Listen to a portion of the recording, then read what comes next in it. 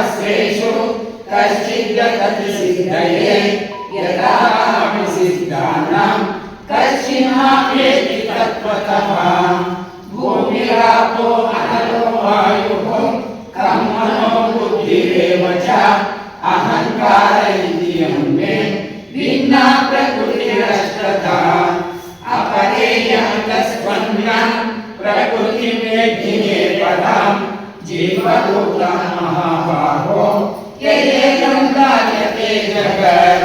ಜ್ಞಾನ ವಿಜ್ಞಾನ ಯೋಗ ಅಂತಕ್ಕಂಥ ಜ್ಞಾನಕ್ಕೆ ಸಂಬಂಧಪಟ್ಟಂತ ವಿಜ್ಞಾನ ಆ ವಿಚಾರನ ಹೇಳ್ತಾ ಇದ್ದಾನೆ.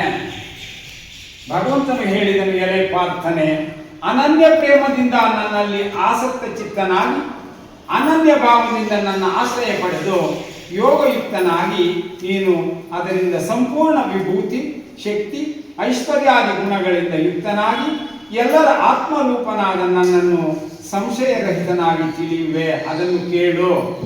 ನನ್ನನ್ನು ಯಥಾರ್ಥ ರೂಪದಿಂದ ತಿಳಿಯುತ್ತಾನೆ. ಪೃಥ್ವಿ, ಜಲ, ಅಗ್ನಿ, ವಾಯು, ಆಕಾಶ, ಮನಸ್ಸು, ಬುದ್ಧಿ ಮತ್ತು ಅಹಂಕಾರ ಹೀಗೆ 8 ಪ್ರಕಾರದಲ್ಲಿ ವಿಭಾಗಿಸಿದ ನನ್ನ ಪ್ರಕೃತಿಯಾಗಿದೆ. ಇದು 8 ರೀತಿಯ ಭೇದಗಳುಳ್ಳ ನನ್ನ ಅಪರ ಅಂದರೆ ಜಡ ಪ್ರಕೃತಿಯಾಗಿದೆ. ಎಲೈ ಮಹಾಬಾಹೋ, ಇದಕ್ಕಿಂತ ಬೇರೆಯಾದ ಸಂಪೂರ್ಣ ಜಗತ್ತು ಧರಿಸಿರುವ ನನ್ನ ಜೀವರೂಪಿ ಪರ ಅಂದರೆ ಸಚೇತನ ಪ್ರಕೃತಿ ಎಂದು ತಿಳಿ.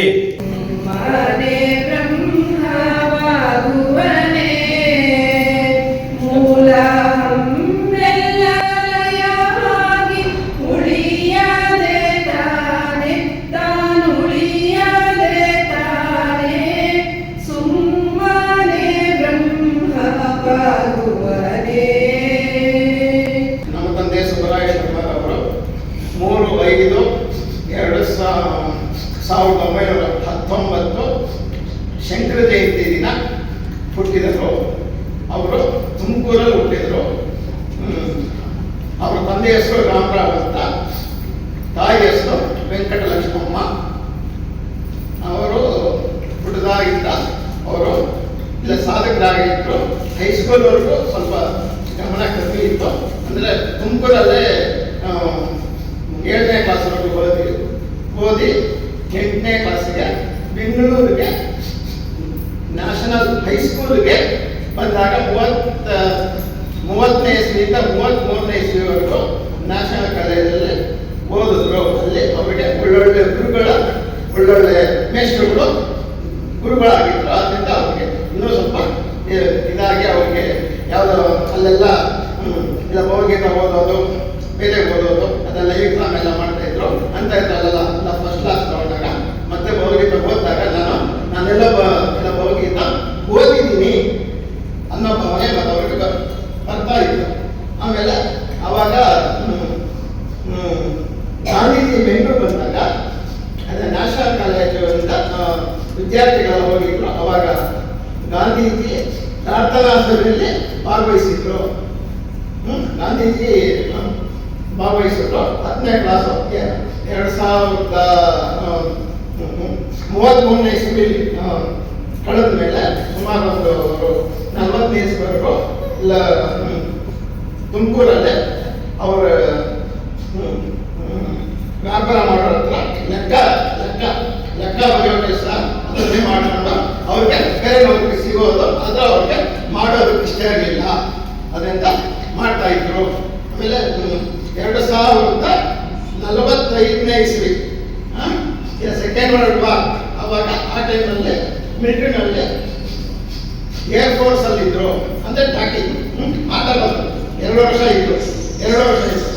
ಆ ಕಾಲದಲ್ಲೇ ಅಂದರೆ ಸುಭಾಷ್ ಚಂದ್ರ ಬೋಸ್ ಅಂತ ಸತ್ತಿತ್ತು ನ್ಯೂಸ್ ಕೂಡ ಬಂದಿತ್ತು. ಅವರು ಸಿಂಗಾಪುರದಿಂದ ಜಪಾನ್ಗೆ ಹೋಗೋ ಪ್ಲೇನು ಬಂದು ಪರ್ವತಕ್ಕೆ ಡಿಕ್ಕಿ ಹೊಡೆದ್ಬಿಟ್ಟು ಅವರು ಮರಣ ಹೊಂದಿದ್ರು ಅಂತ ಅಲ್ಲಿ ಮಿಲಿಟರಿ ಯುದ್ಧಕ್ಕೆ ಗೊತ್ತಾಯಿತು. ಅಂದರೆ ಮಿಲಿಟರಿ ಯುದ್ಧ ಅವ್ರಿಗೆ ತುಂಬ ಅಲ್ಲೂ ಅಷ್ಟೇ ಗೀತಾ ಜಯಂತಿ ಮಾಡ್ತಾ ಇದ್ರು.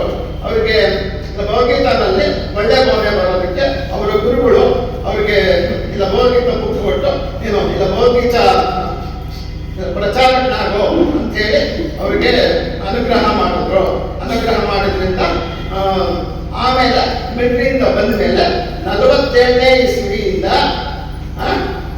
ಗೀತಾ ಜಯಂತಿ ತುಮಕೂರಲ್ಲಿ ಮಾಡೋದಕ್ಕೆ ಶುರು ಮಾಡಿದಾಗ ಅಲ್ಲಿನ ಇಲ್ಲ ರಾಮಕೃಷ್ಣ ಆಶ್ರಮದ ಸ್ವಾಮಿಗಳು ಪ್ಲಸ್ ಸಿದ್ಧಗಂಗೆ ಸ್ವಾಮಿಗಳು ಅವರೆಲ್ಲ ಪ್ರತಿ ವರ್ಷ ಒಬ್ಬೊಬ್ಬರನ್ನ ಹೋಗ್ಬಿಟ್ಟು ಅವ್ರ ಜೊತೆಗೆ ಅವ್ರ ಗುರುಗಳು ಬಂದಿದ್ರು ಅನಂತಮೂರ್ತಿ ಅಂತ.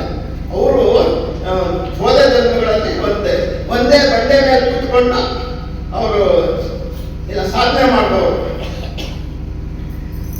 ನಮ್ಮ ತಂದೆ ಗುರುಗಳು ತಪಸ್ವಿಜಿ ಮಹಾರಾಜ್ ಅಂತ 185 ವರ್ಷ ಬದುಕಿದ್ರು. 185 ವರ್ಷ ಅಂದ್ರೆ ಬೇರೆಯವರಿಗೆ ಕಾಯಿಕಲ್ಪ ಕೊಡೋ ಅಂತ ಇಲ್ಲ ಕಾಯಿಕಲ್ಪ ಕೊಡೋ ಅಂತ ಶಕ್ತಿ ಇತ್ತು, ಬೇರೆಯವ್ರಿಗೂ ಕಾಯಿಕಲ್ಪ ಕೊಟ್ಟಿದ್ರು. ಅಂತ ಗುರುಗಳು ಗುರುಗಳನ್ನ ಅವರು ಇಲ್ಲಿ ದಿಬ್ಬಗಿರಿ ಆಶ್ರಮದಲ್ಲಿ ಇಲ್ಲ ಸ್ವಲ್ಪ ದಿನ ಇದ್ರು. 50ರಿಂದ 55 ಸ್ವಲ್ಪ ದಿನ ಇದ್ರು. ಅವಾಗ ಬಂದಾಗ ಒಂದು ದಿನ ಅವರು ಗುರುಗಳು ಬಂದು ನೀನು ಏನಕ್ಕೆ ಇಲ್ಲಿದೀಯಾ, ನೀನು ಏನಕ್ಕೆ ನಿಜ ಅಂತ ಕೇಳಿದಾಗ ನನಗೆ ಧ್ಯಾನದ ಅನುಭವ ಆಗಬೇಕು, ನನಗೆ ಧ್ಯಾನದ ಅನುಭವ ಆಗಬೇಕು ಅಂತ ಹೇಳಿದಾಗ ಅವ್ರು ಬೆಳಿಗ್ಗೆ 9 ಗಂಟೆಯಲ್ಲೇ ಸುಮ್ಮನೆ ಒಂದು ಕೈ ತಲೆ ಮೇಲೆ ಇಟ್ಟಿದ್ದಕ್ಕೆ ಸಾಯಂಕಾಲ 4 ಗಂಟೆವರೆಗೆ ಈ ಕಡೆ ಪ್ರಜ್ಞೆನೇ ಇಲ್ಲ. ಆ ರೀತಿ ಅವರಿಗೆ ಅನುಭವ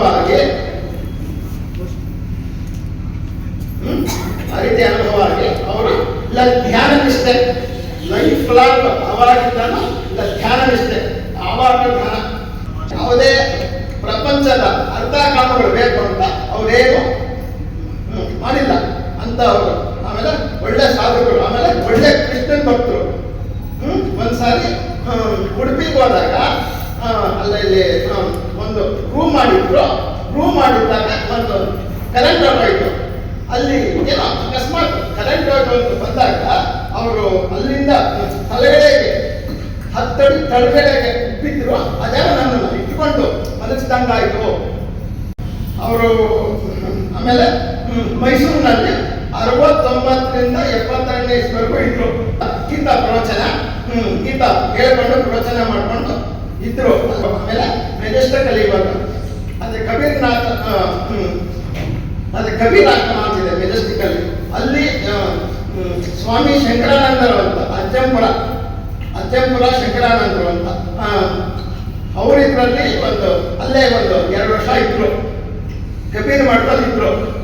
ಆಮೇಲೆ 73ರಲ್ಲಿ ನಾನು ಹುಟ್ಟಿದಾಗ ಅಂದ್ರೆ ದೊಡ್ಡ ಅಪ್ಪಟ್ಟು ಬಂದ್ರು, ಅಲ್ಲೊಂದು 2 ವರ್ಷ ಇದ್ರು.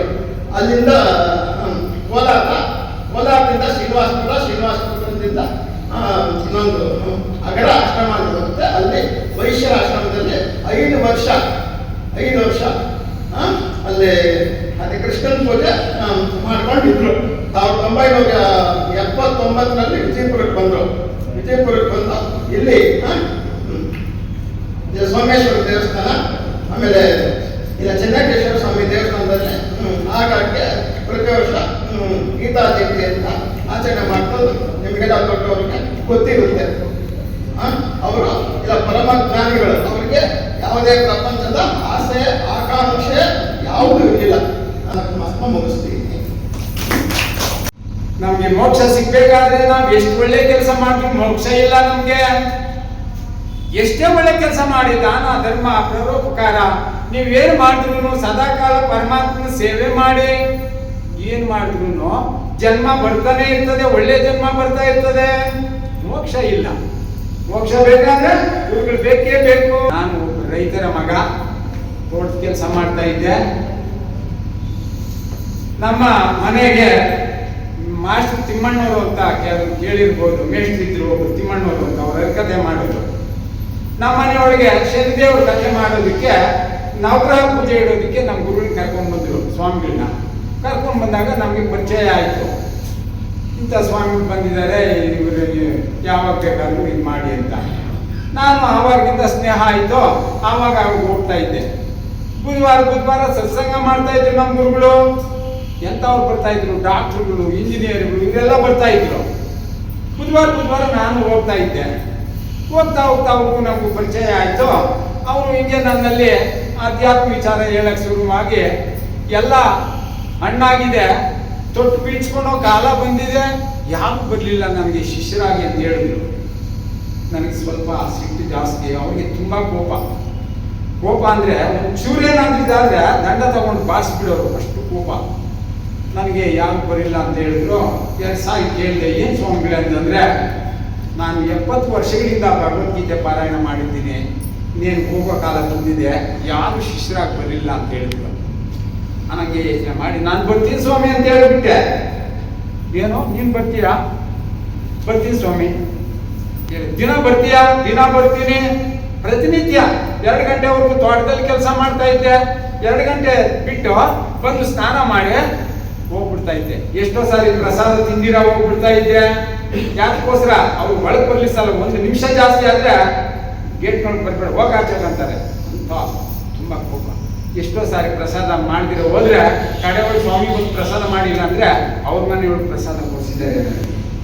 ನೀನು ಪ್ರಸಾದ ಮಾಡಿದಿರಿ ಯಾಕೆ ಬರ್ತೀಯ ಅಂತ. ಸ್ವಾಮಿ ನಿಮ್ಮ ಇದು ಭಯ ನನಗೆ ಟೈಮ್ ಆಗುತ್ತದೆ ಅಂತ ಈ ರೀತಿಯಾಗಿ ಬರ್ತಾ ಇದ್ದೆ. ಆಮೇಲೆ ಏನ್ ಮಾಡಿದ್ರು ಅಂದ್ರೆ ಒಂದಿನ, ನೀನು ಜಮೀನ್ ಮಾರಾಕ್ ಬಿಡು, ಜಮೀನ್ ಇದ್ರೆ ತಿರ್ಗಾ ನಿನ್ ಜನ್ಮ ಬರುತ್ತೆ, ಜನ್ಮ ವ್ಯಾಮೋಹ, ಜಮೀನ್ ವ್ಯಾಮೋಹದಿಂದ ನಿನ್ ಜನ್ಮ ಬರುತ್ತೆ, ಮಾರಾಕು ಅಂದ್ರು. ನೋಡಿ ಅಲ್ಲಿದಾರಲ್ಲ ರೆಡ್ಡಪ್ಪ ಅಂತ ನಮ್ಮ ಮನೆ ನಮ್ಮ ತೋಟದ ಪಕ್ಕ, ಬೆಳಗ್ಗೆನೆ ಹೋಗಿ ಅದನ್ನ ಕೇಳ್ಬಿಟ್ಟೇನಪ್ಪ, ನಾನು ಜಮೀನಿಗೆ ಬರಲ್ಲ ಇನ್ನ, ಹುಡುಗರು ಹೇಳ್ಬಿಟ್ಟಿದ್ದಾರೆ, ನೀನೇ ಮಾಡ್ಕೊಂಡು ನಮ್ಗೊಂದಿಷ್ಟು ರಾಗಿ ಕೊಡು, ಇಲ್ಲ ನೀನೇ ತಗೊಂಡ್ಬಿಡು ಮಾಡ್ಬಿಡ್ತೀನಿ ಅಂತ ಹೇಳ್ಬಿಟ್ಟು ಬೆಳಗ್ಗೆನೆ ಹೋಗಿ ಅವ್ರು ಒಂದು ಬೆಳೆ 2 ಬೆಳೆ ನಮ್ಗೆ ಒಂದಷ್ಟು ರಾಗಿ ಕೊಟ್ಟರು. ಆಮೇಲೆ ಜಮೀನು ತಗೊಂಡ್ರು, ಅವ್ರಿಗೆ ಜಮೀನು ಇಷ್ಟಕೊಂಡು ಮಾರಾಕ್ಬಿಟ್ರು. ಅಲ್ಲಿಗೆ ತೀರೋಯ್ತು, ನನಗೆ ವ್ಯಾಮೋಹ ಹೋಯ್ತು. ಯಾವಾಗಲೂ ಸತ್ಸಂಗ ಪ್ರತಿದಿನಾನು ನೋಡಿ 4 ವರ್ಷ ನಮ್ಮ ಮಕ್ಕಳ ಮನೆಗೆ ಸಹಿತ ಕೊಡ್ತಿಲ್ಲ ಗುರುಗಳು. ಹೋಗ್ಬಾರ್ದು, ಮಕ್ಕಳ ಮೇಲೆ ವ್ಯಾಮೋಹ ಬರುತ್ತೆ. 4 ವರ್ಷಗಳ ಕಾಲ ನನ್ನ ಪುಟ ಹಾಕಿ ಎಲ್ಲಿ ಫಂಕ್ಷನ್ಗೆ ಹೋಗ್ಬಾರ್ದು, ಮಕ್ಕಳ ಮನೆಗೆ ಹೋಗ್ಬಾರ್ದು, ಯಾರಿಗೂ ಹೇಳ್ಬಾರ್ದು ಸತ್ಸಂಗ ಅಂತ. ಸತ್ಸಂಗಕ್ಕೆ ಹೋಗ್ತಾ ಇದ್ದೀನಿ ಅಂತ ಹೇಳ್ಬಾಗೆ, ಯಾರನ್ನ ಏನು ಕೇಳಿದ್ರೆ ಏನೋ ಭಜನೆಗೆ ಹೋಗ್ತಾ ಇದ್ದೀನಿ ಈ ರೀತಿ ಹೇಳ್ಬೇಕು ಅಂತ ಹೇಳಿ ನಾನು ಒಬ್ಬನೇ. ನಮ್ಮೂರು ಎಲ್ಲ ಬೇಕಾದವರು ನನ್ನ ಕೇಳೋರು, ಅವರು ತುಂಬಾ ಕೋಪ, ಸ್ವಾಮಿಗಳು ಯಾವ ರೀತಿ ಇದ್ದೀರಿ ನೀವು, ಎಷ್ಟು ಜನ ಬರ್ತಾರೆ ಸತ್ಸಂಗಕ್ಕೆ? ನಾನು ಒಬ್ಬನೇ ನೋಡಿ. 4-5 ವರ್ಷ ಆದ್ಮೇಲೆ ಆತ್ಮ ಬಂದ, ನಾರಾಯಣಪ್ಪ ಅಂತ ನೋಡಿ. ಅವರು 1-2-3 ವರ್ಷ ಗುರುಗಳ ಜೊತೆ ಒಳಗಿದ್ರು. ಈ ರೀತಿಯಾಗಿ ನನಗೆ ಪುಟ ಹಾಕಿ ನನ್ನ ಆಸೆಯೆಲ್ಲ ನಾಶ ಮಾಡಿದ್ದಾರೆ ಗುರುಗಳು. ನಾಶ ಮಾಡಿ ನನಗೆ ಪೂರ್ಣವಾಗಿ ಎಲ್ಲ ಭಗವದ್ಗೀತೆಯೆಲ್ಲ ಮುಗಿಸಿದ ಮೇಲೆ ನನಗೆ ಪಾದಕೆ ಕೊಟ್ಟಿದ್ದಾರೆ. ಅವರು ಪಾದಕೆ ಸತ್ಸಂಗದಲ್ಲಿ ಪಾದಕೆ ಹಾಕೊಂಡು ಆ ಪಾದಕೆಯನ್ನು ಆಶೀರ್ವಾದ ಪೂರ್ವಕವಾಗಿ ಕೊಟ್ಟಿದ್ದಾರೆ. ನೋಡಪ್ಪ, ನೀನು ಯಾರನ್ನು ಏನು ಕೇಳಬಾರ್ದು, ನಿನ್ಗೇನು ಬೇಕಾದ್ರೂ ಈ ಪಾದಕೆ ಉದ್ಭವ ಆಗುತ್ತೆ ಅಂತ ಆಶೀರ್ವಾದ ಮಾಡಿ ಕೊಟ್ಬಿಟ್ರು. ಆವತ್ತು ನಮ್ಮ ಬಾಲ್ಗೋಕುಲಕ್ಕೆ ಬಂದಿದ್ದಾರೆ, ಗುರುಗಳ ಪೂಜೆ ಮಾಡಿದ್ದೀನಿ, ಪಾದ ಪೂಜೆ ಮಾಡಿದ್ದೀರಿ, ಶಾಲ್ವಾಗಿ ಮಾಡಿ ನಮ್ಮ ಹೆಸರು ನಾನು ನಮಸ್ಕಾರ ಮಾಡಿದ್ರೆ ಅವ್ರು ಏನು ಮಾಡಿದ್ರು, ನಮ್ಗೆ ಯಾವ ರೀತಿ ಆಶೀರ್ವಾದ ಮಾಡಿದ್ರು. ನನ್ನ ತಲೆ ಬಗ್ಸ್ಕೊಂಡು ದಂಡದಿಂದ 4 ಬಿಟ್ರು ನನ್ನ. ನೋಡಿ ಎಂತ ಆಶೀರ್ವಾದ, ನನಗೆ ಪರಮ ಸಂತೋಷ ಆಗೋಯ್ತು. ನನಗೆ ಇವತ್ತು ಗುರುಗಳ ಅನುಗ್ರಹ ಆಗೋಯ್ತು ಅಂತ. ಸ್ವಾಮಿ ನಿಮ್ಮ ಕಾಲಿಂದ ನನಗೆ ಆಶೀರ್ವಾದ ಮಾಡಿದ್ರೆ ತುಂಬಾ ಸಂತೋಷ ಅಂದೆ. ಆಗ ನೋಡಿ 5ನೇ ವರ್ಷದಿಂದ ನನ್ನ ಶಿಷ್ಯನಾಗಿ ಸ್ವೀಕಾರ ಮಾಡಿದ್ದಾರೆ. ನೋಡಿ 5 ವರ್ಷಗಳ ಕಾಲ ನನ್ನ ಪುಟಕ್ಕೆ ಹಾಕಿದ್ದಾರೆ. ಆಮೇಲೆ ಶಿಷ್ಯನಾಗಿ ಸ್ವೀಕಾರ ಮಾಡಿ ನಾನು ರಾತ್ರಿ ಸಹ ಮಲಗೋದಕ್ಕೆ ಅಲ್ಲೇ ಹೇಳ್ತಾ ಇದ್ರು. ನನಗೆ ರಾತ್ರಿ 1 ಗಂಟೆಯಲ್ಲಿ ಅವರಿದ್ರೆ ನಾನು ಎದ್ದು ಬಿಟ್ಟಿರ್ತಾ ಇದ್ದೆ. ನಾನು ಪ್ರತಿದಿನ ಅವ್ರ ಸೇವೆ ಏನು, ಅಲ್ಲಿ ಕಸ ತಳ್ಳಬೇಕು, ಅವ್ರ ಲೆಟ್ರಿನ್ ಎಲ್ಲ ತೊಳಿಬೇಕು, ಅವ್ರ ಪಂಪಿನ ಒಗಿಬೇಕು, ಅವ್ರ ಲೆಟ್ರಿನ್ ನೀರು ಎಲ್ಲಾದ್ರೂ ತರಬೇಕು, ಎಲ್ಲಾದ್ರೂ ನೀರುಗಳು ಬಿಂದಿಗೆ ಹಾಕೊಂಡು ಹೋಗಿ ನೀರುಗಳು ತರ್ತಾ ಇದ್ದೆ. ಅಲ್ಲೆಲ್ಲ ಕಸ ಗುಡಿಸಿ ಎಲ್ಲ ಹಾಕಿ ಕೂತ್ಕೊಂಡ್ರೆ ಆಗ ಶುರು ಮಾಡೋರು. ಈ ರೀತಿಯಾಗಿ ಪ್ರತಿದಿನ ನಾನು 7 ವರ್ಷಗಳ ಕಾಲ ಗುರು ಪಾದ ಸೇವೆಯಿಂದ ನಾನು ಇಷ್ಟು ಮಾತ್ರ ಭಗವದ್ಗೀತೆ ಹೇಳೋದಕ್ಕೆ, ನಿಮ್ಮೆಲ್ಲರ ಕುತ್ಕೊಳ್ಳೋದಕ್ಕೆ ನಮ್ಮ ಗುರುಗಳ ಆಶೀರ್ವಾದದಿಂದ ಮಹಾಸ್ವಾಮಿಗಳು ನನಗೆ ನಮ್ಮ ಬಾಲ್ಗೋಕುಲಕ್ಕೆ 2 ಸಾರಿ ಬಂದು ನನಗೆ ಪೂರ್ಣ ಆಶೀರ್ವಾದ ಮಾಡಿದ್ದಾರೆ. ನಿಮಗೆ ಗುರುಗಳ ಕೃಪೆ ಆಗಿದೆ ಅಂತೇಳಿ ಆಶೀರ್ವಾದ ಮಾಡಿದಂಥ ಗುರುಗಳು ಬಂದಿದ್ದಾರೆ. ನಾನು ಗೀತೆ ವಿಚಾರ, ಬೇರೆ ವಿಚಾರ ಏನು ಹೇಳೋದಕ್ಕಾಗಲ್ಲ, ಯಾತಕ್ಕೋಸ್ಕರ ಸಮಯ ಇಲ್ಲ. ಅದಕ್ಕೋಸ್ಕರ ನನ್ನ ಮಾತುಗಳು. ಚರಾಚರಂ ತತ್ಪದಂ ದರ್ಶಿತಂ ಯೇನ ತಸ್ಮೈ ಶ್ರೀ ಗುರವೇ ನಮಃ. ಪರಮಾತ್ಮನ ಪಾದಪದ್ಮಗಳಿಗೆ ಭಕ್ತಿಪೂರ್ವಕ ಪ್ರಣಾಮಗಳನ್ನು ಅರ್ಪಿಸಿ, ನಿನ್ನ ಭಗವದ್ಭಕ್ತಿಯನ್ನ, ಭಗವಂತನ ಮಾತುಗಳನ್ನು ಪಾಲನೆ ಮಾಡುವುದರ ಮೂಲಕ ನೀನು ನಿರೂಪಿಸು. Prove your love of God by keeping his commandments. ನಿನ್ನ ಭಗವದ್ಭಕ್ತಿಯನ್ನ ನೀನು ಹೇಗೆ ವ್ಯಕ್ತಪಡಿಸ್ತೀಯ? ಭಗವಂತ ಏನು ಆದೇಶ ಕೊಟ್ಟಿದ್ದಾನೋ ಅದನ್ನು ಪಾಲನೆ ಮಾಡಬೇಕು. ಆಗ ನಮಗೆ ಭಗವಂತನಲ್ಲಿ ಭಕ್ತಿ ಇದೆ ಅನ್ನುವಂಥದ್ದು ನಮಗೆ ಅರ್ಥ ಆಗುತ್ತೆ, ನಾವು ಎಷ್ಟರ ಮಟ್ಟಿಗೆ ಪಾಲನೆ ಮಾಡ್ತಾ ಇದ್ದೀವಿ. ಹಾಗೆ ಈ ಭಗವದ್ಭಕ್ತಿಯನ್ನು ನಾವು ಗಳಿಸಬೇಕಾದ್ರೆ ಗುರುಭಕ್ತಿ ಬಹಳ ಮುಖ್ಯ ಅಂತ ಮಹಾತ್ಮರು ಹೇಳ್ತಾರೆ. ಬಸವಣ್ಣವರೇ, ಮಡಿಗೆಯ ಮಾಡುವಗೆ ಮಣ್ಣೆ ಮೊದಲು, ತೊಡಿಗೆಯ ಮಾಡುವಗೆ ಹೊನ್ನೆ ಮೊದಲು, ಶಿವಪಥವರಿವೆಡೆ ಗುರುಪಥ ಮೊದಲು, ಕೂಡಲ ಸಂಗಮ ದೇವನ ಅರಿವಡೆ ಶರಣರ ಸಂಘವೇ ಮೊದಲು. ಶರಣರು ಅಂದ್ರೆ ಭಗವಂತನಲ್ಲಿ ಶರಣಾಗತರಾಗಿ ಉದ್ಧಾರ ಆಗಿರುವಂಥವರು, ಅವರನ್ನೇ ನಾವು ಗುರು ಸ್ವರೂಪಿಗಳು ಅಂತ ಆರಾಧನೆ ಮಾಡ್ತೀವಿ. ಈಗ ನಮಗೆ ಗುರು ಅನ್ನುವಂತಹ ಪದ ಎಲ್ಲಿ ಪ್ರಾಪ್ತಿಯಾಯಿತು ಅಂತ ಗಮನಿಸಿದಾಗ, ಶಾಸ್ತ್ರದಲ್ಲಿ ನಾವು ಗಮನಿಸೋ ಹಾಗೆ ಗು ಅನ್ನುವಂತಹ ಅಕ್ಷರ ಅಂಧಕಾರವನ್ನು ಸೂಚಿಸುತ್ತೆ, ರು ಅನ್ನುವಂತಹ ಅಕ್ಷರ ಅದರ ನಾಶವನ್ನ ತಿಳಿಸುತ್ತೆ. ಅಂಧಕಾರದ ನಾಶವನ್ನು ಮಾಡುವಂತಹ ತತ್ವವನ್ನ ಗುರು ತತ್ವ ಅಂತ ಶಾಸ್ತ್ರ ಹೇಳಿದೆ. ಬೆಳಕನ್ನ ನೀಡುವಂಥದ್ದಲ್ಲ, ಅಂಧಕಾರವನ್ನು ನಾಶ ಮಾಡುವಂಥ ತತ್ವ. ಯಾಕೆಂದ್ರೆ ಬೆಳಕು ಅನ್ನುವಂಥದ್ದು ಸದಾ ಇದ್ದೇ ಇದೆ. ಜ್ಯೋತಿ ಅಥವಾ ತೇಜಸ್ಸು ಹೀಗೆಲ್ಲ ನಾವು ಉಪನಿಷತ್ತುಗಳಲ್ಲಿ ಗಮನಿಸ್ತೀವಿ. ಒಂದು ಕಡೆ ಈ ಗುರು ಶಿಷ್ಯರ ಸಂವಾದ, ಯಾಜ್ಞವಲ್ಕ್ಯರು ಗುರುಗಳು, ಜನಕ ಮಹಾರಾಜ ಶಿಷ್ಯ. ಇದು ಜಗತ್ ಪ್ರಸಿದ್ಧವಾದ ಗುರು ಶಿಷ್ಯರ ಸಂವಾದ. ಆಗ ಪ್ರಶ್ನೆಯನ್ನು ಕೇಳಿದ್ದಾರೆ. ಶಿಷ್ಯ ಪ್ರಶ್ನೆ ಕೇಳೋದು ಗುರುಗಳಿಗೆ, ಮನುಷ್ಯನಿಗೆ ಜ್ಯೋತಿ ಯಾವುದು? ಜ್ಯೋತಿ ಅಂದ್ರೆ ಬೆಳಕು. ಆಗ ಯಾಜ್ಞವಲ್ಕ್ಯರು ಹೇಳ್ತಾರೆ, ಸೂರ್ಯ ಚಂದ್ರರು ಮನುಷ್ಯನಿಗೆ ಜ್ಯೋತಿಯಾಗಿರ್ತಾರೆ. ಸೂರ್ಯ ಚಂದ್ರರು ಅಸ್ತಮಿಸಿದಾಗ ಆಗ ಯಾವುದು ಮನುಷ್ಯನಿಗೆ ಜ್ಯೋತಿ? ಆಗ ಬೆಂಕಿ, ಅಗ್ನಿ ಅಂತ ಹೇಳಿ. ಅಗ್ನಿ ಕೂಡ ಶಾಂತವಾದಾಗ ಮನುಷ್ಯನಿಗೆ ಯಾವುದು ಜ್ಯೋತಿ? ಆಗ ಹೇಳ್ತಾರೆ, ಆಗ ಮನುಷ್ಯನಿಗೆ ಶಬ್ದವೇ ಜ್ಯೋತಿಯಾಗಿ ಕೆಲಸ ಮಾಡುತ್ತೆ. ಶಬ್ದ ಅನ್ನುವಂಥದ್ದು, ಶಬ್ದವೂ ಕೂಡ ಅಡಗಿ ಹೋಗಿ ನಿಶಬ್ದ ಆದಾಗ ನಮಗೆ ಯಾವುದು ಜ್ಯೋತಿ? ಆಗ ಆತ್ಮವೇ ನಮಗೆ ಜ್ಯೋತಿಯಾಗಿರುತ್ತೆ ಅಂತ ಯಾಜ್ಞವಲ್ಕ್ಯರು ಹೇಳ್ತಾರೆ. ಅಂದ್ರೆ ಈ ಆತ್ಮ ಅನ್ನುವಂಥದ್ದು ನಿತ್ಯ ಜಾಗೃತ. ನಿತ್ಯ ಜಾಗೃತ ಆಗಿರುವಂತಹ ಆತ್ಮ ನಮ್ಮ ನಿಜ ಸ್ವರೂಪ ಆಗಿದ್ದಾಗ ನಮಗೆ ಇಲ್ಲಿ ಯಾವ ಬೆಳಕಿನ ಅಗತ್ಯ ಇದೆ? ವಾಸ್ತವಿಕವಾಗಿ ಯಾವ ಬೆಳಕಿನ ಅಗತ್ಯವೂ ನಮಗೆ ಬೇಕಾಗಿಲ್ಲ, ಅಥವಾ ಇಲ್ಲ, ಅವಶ್ಯಕತೆ ಇಲ್ಲ. ಯಾಕಂದ್ರೆ ನಾವೇ ಬೆಳಕು. ನಿನಗೆ ನೀನೇ ಬೆಳಕಾಗು ಅಥವಾ ನಿನಗೆ ನೀನೇ ಬೆಳಕು, ಬಹಳ ಪ್ರಸಿದ್ಧವಾದ ಮಾತು. ಹಾಗಾದ್ರೆ ನಾವು ಬೆಳಕಾಗಿದ್ರೆ ನಮಗೆ ಅಂಧಕಾರ ಹೇಗೆ ಪ್ರವೇಶ ಆಯಿತು? ಇದು ಪ್ರಶ್ನೆ. ಈ ಅಂಧಕಾರವನ್ನು ಕಳಿಬೇಕು ಅಂದ್ರೆ ಗುರುವಿನ ಅಗತ್ಯ ಇದೆ. ಹಾಗಾಗಿ ಹೂ ಅನ್ನುವಂಥದ್ದು ಕತ್ತಲನ್ನು ಸೂಚಿಸುತ್ತೆ, ರು ಅನ್ನುವಂಥದ್ದು ಆ ಕತ್ತಲನ್ನು ನಾಶ ಮಾಡುವಂತಹ ತತ್ವ ಅಥವಾ ಶಕ್ತಿ. ಈ ಗುರುತತ್ವ ಅನ್ನುವಂಥದ್ದು ಪ್ರತಿಯೊಬ್ಬರ ಅಂತರಂಗದಲ್ಲೂ ನೆಲೆಸಿರುತ್ತೆ. ಅದಕ್ಕೆ ರಾಷ್ಟ್ರಕವಿ ಕುವೆಂಪುರವರು ಒಂದು ಕೃತಿಯನ್ನ ರಚನೆ ಮಾಡಿದ್ರು. ಹೇಳ್ತಾರೆ, ಅಂತರತಮ ನೀ ಗುರು ಹೇ ಆತ್ಮ ತಮೋಹಾರಿ.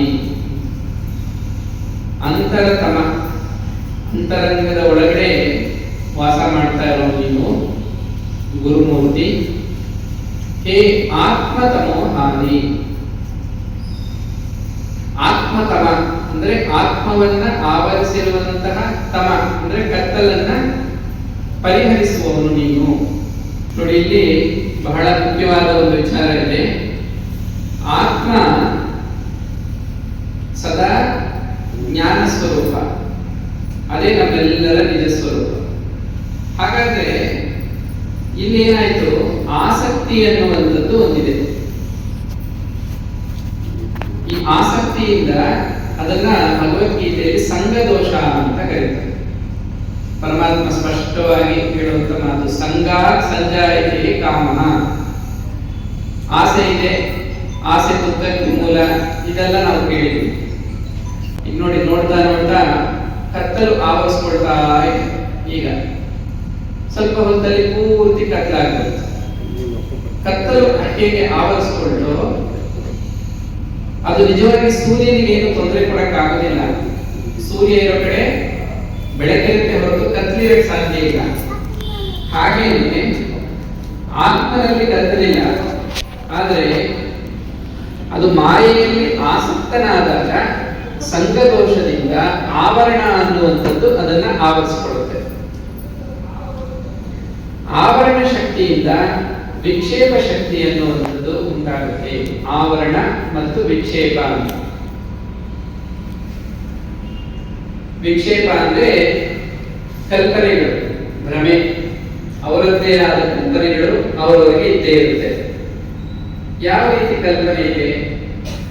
ನಾನೊಬ್ಬ ಮನುಷ್ಯ, ನನಗೊಂದು ಶರೀರ ಇದೆ, ಈ ಶರೀರ ನನ್ನ ಸ್ವಂತದ್ದು. ಶರೀರ ಸ್ವಂತದ್ದು ಅನ್ನೋ ಭಾವನೆ ಇದ್ದಾಗಲೇ ಮನುಷ್ಯರಿಗೆ ಇದು ನಮ್ಮ ಸ್ವಂತ ವಸ್ತು, ಸ್ವಂತ ಮನೆ, ನಮ್ಮ ಸ್ವಂತ ಮಕ್ಕಳು, ಸ್ವಂತದವರು, ಈ ಪದಗಳೆಲ್ಲ ಹೇಗೆ ಬಂತು ನೋಡಿ.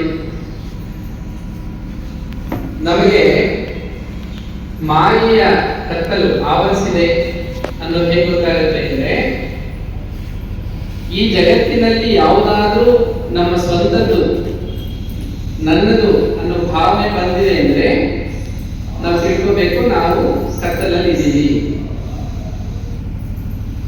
ಪರಮಾತ್ಮ ಜಗದ್ಗುರು ಶ್ರೀಮನ್ ನಾರಾಯಣ ಗರುಡ ಪುರಾಣದಲ್ಲಿ ಗರುಡ ದೇವರಿಗೆ ಹೇಳಿದಂತ ಮಾತು. ಗರುಡ ದೇವರು ಕೇಳ್ತಾರೆ ಪ್ರಶ್ನೆ, ಮನುಷ್ಯ ಸುಲಭವಾಗಿ ಮುಕ್ತನಾಗೋದಕ್ಕೆ ಏನಾದ್ರೂ ಮಾರ್ಗ ಇದೆಯಾ? ಏನಾದ್ರೂ ಸುಲಭದ ಹಾದಿ ಅಂತ ಇದೆಯಾ? ಆಗ ಮಹಾವಿಷ್ಣು ಹೇಳೋದು ಇದೆ. ಒಂದೇ ಒಂದು ಪದವನ್ನ ಪರಮಾತ್ಮ ಹೇಳ್ತಾರೆ, ಮಮ ಅಂದ್ರೆ ನನ್ನದು, ಇದೇ ಬಂಧನ. ನಾ ಮಮ ನನ್ನದಲ್ಲ, ಇದೇ ಮುಕ್ತಿ. ಮಮ ನನ್ನದು ಅಂತ ಭಾವಿಸುವ ಭಾವನೆ ಏನಿದೆಯೋ ಇದೇ ಕತ್ತಲು, ಇದೇ ಆವರಣ. ಈ ಆವರಣ ಆವರಿಸಿಕೊಂಡಾಗ ಅಂದ್ರೆ ನಾವು ನಿದ್ರೆಯಲ್ಲಿ ಜಾಗ್ತೀವಿ. ಈಗ ಜಾಗೃತವಾಗಿದ್ದಾಗ ನಾವು ಕನಸು ಕಾಣೋದಿಲ್ಲ. ನಿದ್ರೆಗೆ ಜಾರಿದಾಗ ನಮ್ಮನ್ನೇ ನಾವು ಮರೆತು ಬಿಡ್ತೀವಿ. ನಮ್ಮನ್ನ ನಾವು ಮರೆತಾಗ ನಾವು ಕಾಣುವಂಥದ್ದೇ ಕನಸು. ಆ ಕನಸಿನಲ್ಲಿ ಏನೆಲ್ಲ ಇರುತ್ತೋ ವಿಚಿತ್ರವಾದ್ದು ಘಟನೆಗಳು, ಶಬ್ದಗಳು, ದೃಶ್ಯಗಳು, ಇವೆಲ್ಲ ಕೂಡ ವಿಕ್ಷೇಪಗಳು. ಅದನ್ನ ಅರಿಷಡ್ವರ್ಗಗಳು ಹೀಗೆಲ್ಲ ಕರೀತಾರೆ. ಈಗ ಇಲ್ಲಿ ಗುರುತತ್ವ ಅನ್ನುವಂಥದ್ದು ಹೇಗೆ ಕೆಲಸ ಮಾಡುತ್ತೆ? ನಮಗೆ ಗುರುಕೃಪೆ ಆಗಿದೆ, ನಮಗೆ ಗುರುಕೃಪೆ ಅಗತ್ಯ ಇದೆ ಅಂತ ಈಗ ಗೊತ್ತಾಯ್ತು. ಯಾಕೆ? ಮಮ ನನ್ನದು ಮಮಕಾರ ಅನ್ನೋದಿದ್ದರೆ ಅವರು ಕತ್ತಲಿನಲ್ಲಿದ್ದಾರೆ, ಬೆಳಕನ್ನ ಇನ್ನೂ ಕಂಡಿಲ್ಲ. ಯಾರು ಜ್ಞಾನಿಗಳು ಅವರಿಗೆ ಮಮ ನನ್ನದು ಅನ್ನೋ ಭಾವ ಇರಲ್ಲ. ವಸ್ತುಗಳಲ್ಲಾಗಲಿ ಹಾಗೆ ವ್ಯಕ್ತಿಗಳು, ದೇಹ ಯಾವುದರಲ್ಲೂ ಕೂಡ ನನ್ನದು ಅನ್ನೋ ಭಾವ ಇರಲ್ಲ. ಈಗ ನನ್ನದು ಅನ್ನೋ ಭಾವ ಯಾರಿದೆಯೋ ಅವರ ಹೃದಯದಲ್ಲಿ ಕತ್ತಲು ಆವರಿಸಿಕೊಂಡಿದೆ ಈಗಾಗಲೇ. ಅದು ಯಾವುದೇ ವಿಷಯ ವಸ್ತುಗಳು ಮತ್ತೊಂದು ಯಾವುದೇ ಆಗಿರ್ಬೋದು. ಅದಕ್ಕೆ ಒಂದು ಶ್ಲೋಕ ಇದೆ ಗುರುಸ್ತುತಿಯಲ್ಲಿ, ಅಜ್ಞಾನ ತಿಮಿರಾಂಧಸ್ಯ ಜ್ಞಾನಾಂಜನ ಶಲಾಕಯ ಚಕ್ಷುರುನ್ಮೀಲಿತಂ ಯೇನ ತಸ್ಮೈ ಶ್ರೀ ಗುರವೇ ನಮಃ. ಗುರು ಅಂದ್ರೆ ಭಗವಂತ ದಕ್ಷಿಣಾಮೂರ್ತಿಯ ರೂಪದಲ್ಲಿ ಮೊದಲು ಅವತರಿಸಿದ್ದ. ಈ ದಕ್ಷಿಣಾಮೂರ್ತಿಯಿಂದಲೇ ಬ್ರಹ್ಮದೇವರ ಮಾನಸ ಪುತ್ರರಾದ 4 ಪುತ್ರರು, ಸನಕ ಸನಾತನ, ಸನತ್ ಕುಮಾರ, ಸನಸುಜಾತ ಅಂತ, ಅವರಿಗೆ ಮೌನ ವ್ಯಾಖ್ಯಾನ ಸಹಿತ ಮೌನವಾಗಿ ಬ್ರಹ್ಮಜ್ಞಾನವನ್ನ ಆತ್ಮಜ್ಞಾನವನ್ನು ನೀಡಿದಂತಹ ಗುರು ಶಿವ ಪರಮಾತ್ಮ. ಹಾಗಾಗಿ ಆದಿಗುರು ಅಂತ ಕರೀತಾರೆ. ಈ ಗುರುತತ್ವ ಹೇಗೆ ಕೆಲಸ ಮಾಡುತ್ತೆ ಅಂದ್ರೆ, ಅಜ್ಞಾನ ತಿಮಿರಾಂಧಸ್ಯ, ತಿಮಿರ ಅಂದ್ರೆ ಕತ್ತಲು ಅಂತ, ಜ್ಞಾನಾಂಜನ ಶಲಾಕಯ, ಆ ಅಜ್ಞಾನದ ಕಣ್ಣಿಗೆ ಜ್ಞಾನವೆಂಬ ಅಂಜನವನ್ನು ಹಚ್ತಾನಂತೆ ಪರಮಾತ್ಮ ಗುರುಮೂರ್ತಿ. ಚಕ್ಷುರುನ್ಮೀಲಿತಂ ಯೇನ ತಸ್ಮೈ ಶ್ರೀ ಗುರವೇ ನಮಃ. ಹಾಗೇನಾಗುತ್ತೆ, ನಮಗೆ ಜ್ಞಾನ ಚಕ್ಷು ಅನ್ನೋದು ತೆರೆಯುತ್ತೆ. ಜ್ಞಾನ ಚಕ್ಷುವಿನಿಂದ ನಾವು ಕಾಣೋದೇನು ಅಂದ್ರೆ ಕೇವಲ ಬೆಳಕು. ಬೆಳಕು ಅಂದ್ರೇನು? ಕೇವಲ ತನ್ನ ಆತ್ಮಸ್ವರೂಪವನ್ನೇ ಎಲ್ಲ ಕಡೆ ಕಾಣುವಂಥದ್ದೇ ಈ ಜ್ಞಾನ ಚಕ್ಷು.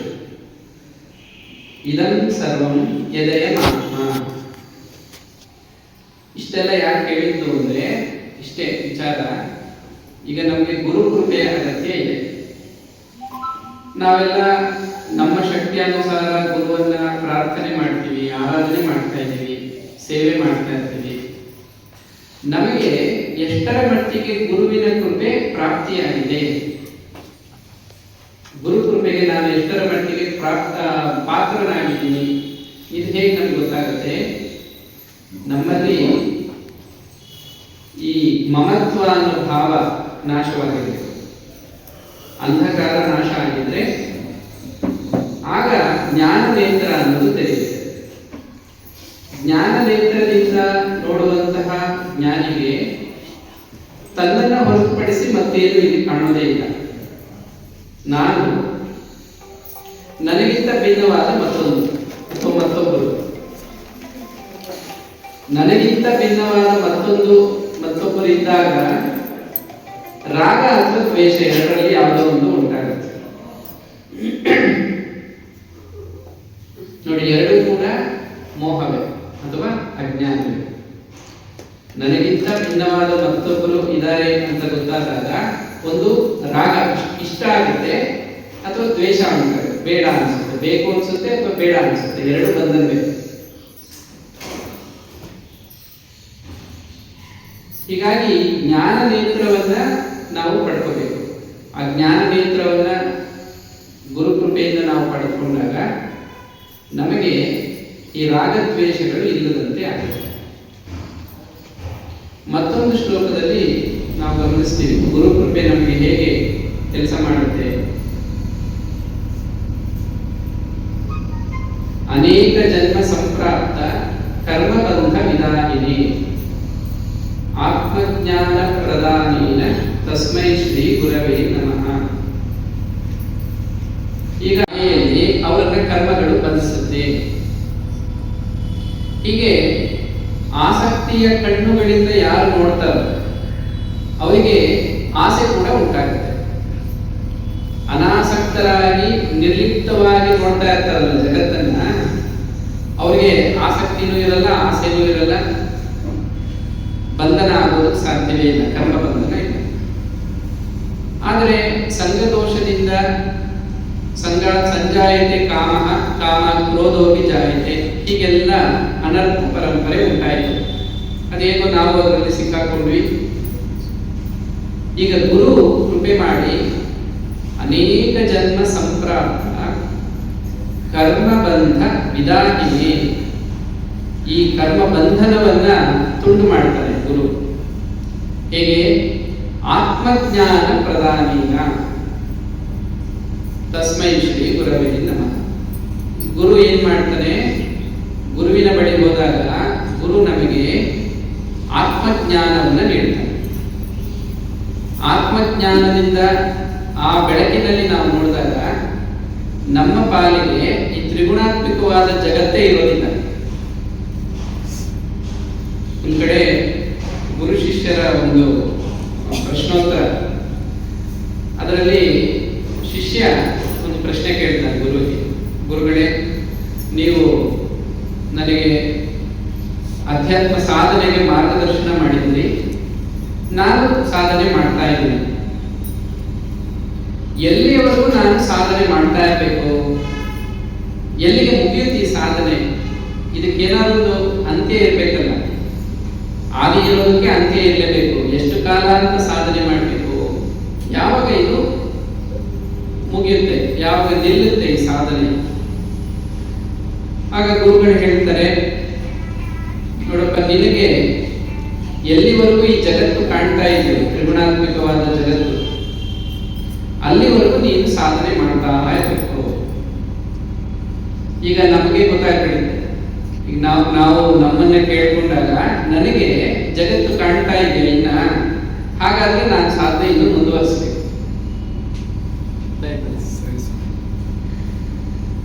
ನನಗೆ ಜಗತ್ತು ಯಾವಾಗ ಕಾಣೋದಿಲ್ವೋ ಅಲ್ಲಿಗೆ ನನ್ನ ಸಾಧನೆ ಪರಿಪೂರ್ಣವಾಯಿತು. ಮತ್ತೆ ಮತ್ತೆ ಪರಮಾತ್ಮ, ಶ್ರೀಕೃಷ್ಣ ಪರಮಾತ್ಮ ಭಗವದ್ಗೀತೆಯಲ್ಲಿ ಹೇಳೋದೇನು ಅಂದ್ರೆ, ನೀವು ಗಮನಿಸಿ, ಭಗವದ್ಗೀತೆಯಲ್ಲಿ ಅದೆಷ್ಟು ಕಡೆ ರಿಪೀಟ್ ಆಗುತ್ತೋ, ಪುನರಾವರ್ತನೆ ಆಗುತ್ತೋ, ಮನ್ಮನಾಭವ ಮದ್ಭಕ್ತೋ ಭವ ಅಂತ ಒಂದು ಕಡೆ, ನನ್ನಲ್ಲಿ ಮನಸ್ಸಿಡು, ನನ್ನಲ್ಲಿ ಮನಸ್ಸಿಡು, ನನ್ನ ಭಕ್ತನಾಗು.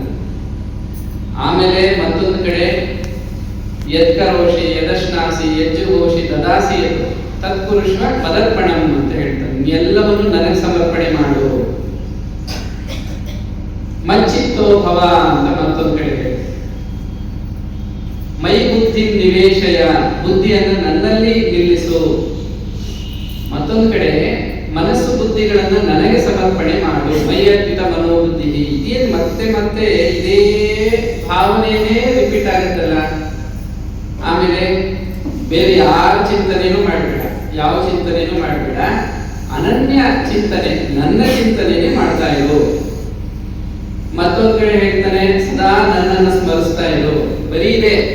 ನೀವು ಗಮನಿಸಿ, ಭಗವದ್ಗೀತೆಯಲ್ಲಿ ಮತ್ತೆ ಮತ್ತೆ ಇದನ್ನೇ ಯಾಕೆ ಪರಮಾತ್ಮ ಹೇಳ್ತಾ ಇದ್ದಾನೆ ಅಂದ್ರೆ, ಆಗ ಭಗವಂತ ಹೇಳ್ತಾನೆ, ನನ್ನನ್ನ ಹೊರತುಪಡಿಸಿ ಮತ್ತೆಲ್ಲವೂ ಕೂಡ ಮಿಥ್ಯ, ಅಸತ್ಯವಾದದ್ದು. ಈ ಜಗತ್ತಿನಲ್ಲಿ ಅಹಂ ಸರ್ವಸ್ಯ ಪ್ರಭವೋ ಮತ್ತಃ ಸರ್ವಂ ಪ್ರವರ್ತತೆ ಇತಿ ಮತ್ವಾ ಭಜಂತೆ ಮಾಂ ಉದಾ ಭಾವ ಸಮನ್ವಿತಾಃ. ಎಲ್ಲ ಏನಿದೆಯಲ್ಲ ಜಗತ್ತು, ಅಹಂ ಸರ್ವಸ್ಯ ಪ್ರಭೋ, ನನ್ನಿಂದಲೇ ಇವೆಲ್ಲ ಉದ್ಭವ ಆಗಿದೆ. ಮತ್ತ ಸರ್ವಂ ಪ್ರವರ್ತತೆ, ನನ್ನಿಂದಲೇ ಎಲ್ಲವೂ ನಡೀತಾ ಇದೆ. ಯಾರು ಬುಧ ಅಂದ್ರೆ ಜ್ಞಾನಿಗಳು ಇದನ್ನ ಅರಿತು ಇತಿಮತ್ವ ಭಜಂತೆ ಮಾಂ ಬುಧ ಭಾವ ಸಮನ್ವಿತಾಃ, ಹೀಗೆ ಜ್ಞಾನಿಗಳು ಅರಿತು ನನ್ನನ್ನ ಭಜಿಸ್ತಾರೆ. ಭಜಿಸೋದು ನನ್ನಲ್ಲಿ ಒಂದಾಗ್ತಾರೆ. ಜ್ಞಾನಿಗಳೇನು ಭಗವಂತನ ಮಾತನ್ನ ಅರ್ಥ ಮಾಡಿಕೊಂಡ್ರು, ಭಗವಂತನನ್ನ ಭಜಿಸಿದ್ರು, ಭಗವಂತನಲ್ಲಿ ಒಂದಾದ್ರು. ಆದ್ರೆ ಅಜ್ಞಾನಿಗಳೇನ್ ಮಾಡ್ತಾರೆ? ಅವರು ಜಗತ್ತನ್ನ ಭಜಿಸ್ತಾ ಇದ್ದಾರೆ, ಜಗತ್ತನ್ನ ಆರಾಧನೆ ಮಾಡ್ತಾರೆ.